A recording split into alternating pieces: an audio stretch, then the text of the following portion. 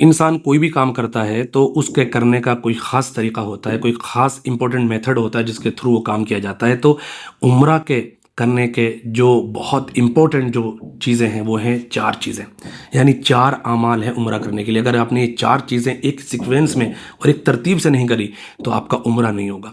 سب سے پہلی چیز ہے احرام باندھنا، یہ شرط ہے۔ احرام کہتے ہیں 2 سفید چادروں کو جو بگر سلی ہوئی ہوتی ہیں، ایک کو آپ اوپر پہنتے ہیں، ایک کو آپ نیچے پہنتے ہیں، ٹھیک ہے؟ تو احرام شرط ہے۔ نمبر 2 طواف کرنا۔ طواف کرنا یہ رکن ہے، اور طواف کے بعد 2 رکعت نماز پڑھنا واجب ہے۔ 2 چیزیں سمجھ میں آ گئی۔ تیسری چیز سعی کرنا، یہ واجب ہے۔ صفا مروہ کے بیچ میں سعی کرنا، 7 چکر لگانا۔ صفا سے مروہ جائیں گے 1 چکر، اور مروہ سے صفا آئیں گے 2 چکر، اس طرح 7 چکر لگانا۔ صحیح کرنا کیا ہے؟ واجب ہے۔ اور نمبر 4 بال منڈوانا، یعنی بال پورے یا تو چھلوا لیں یا بال کتروا لیں، پورے سر کے چھوٹے چھوٹے بال کروا لیں، ایک ایک پوروا کے حساب سے کٹوا لیں، یہ واجب ہے۔ ان چاروں اعمال کو آپ ترتیب سے کریں گے تو آپ کا عمرہ کمپلیٹ ہو گیا ہے۔ اب آپ نے عمرہ کمپلیٹ کر لیا ہے اور آپ کا عمرہ کمپلیٹ ہو گیا ہے، تو اب یہاں پر آپ یہاں کے جو مقدس مقامات ہیں ان کی حاضری کے لیے، ان کی زیارت کے لیے نکل سکتے ہیں اور ان کی زیارت کر سکتے ہیں۔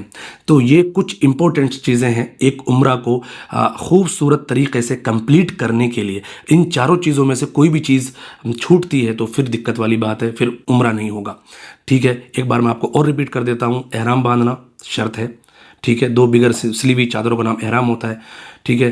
نمبر 2 طواف کرنا، یہ رکن ہے، اور طواف کے بعد 2 رکعت نماز پڑھنا واجب ہے۔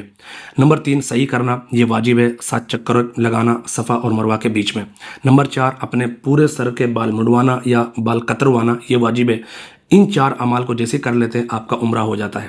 عمرہ ایک ہی دن میں ہو جاتا ہے، اور اس کے بعد آپ وہاں کے مقدس مقامات کی زیارت کر سکتے ہیں، اور جیسا کہ سبھی جانے والے کرتے ہیں، کرنا بھی چاہیے۔